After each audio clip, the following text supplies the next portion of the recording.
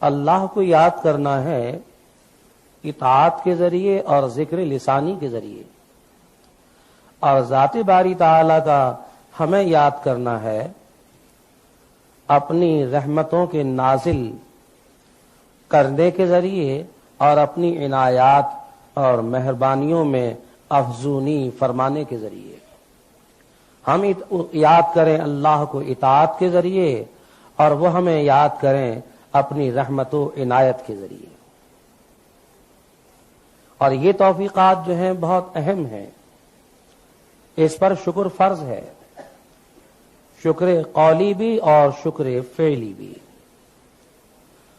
شکر قولی میں بھی نافرمانی ناشکری سے باز رہے اور شکر فعلی میں بھی ناشکری سے باز رہے۔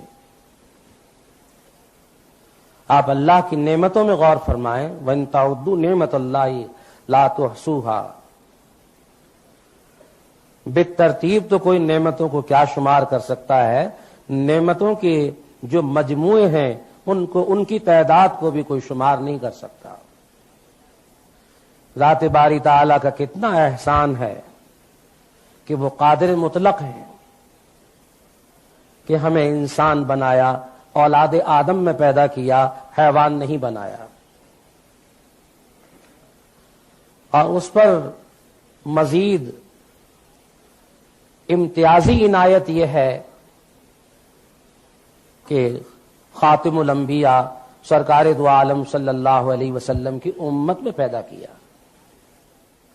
جائز ناجائز کا فکر عطا فرمایا۔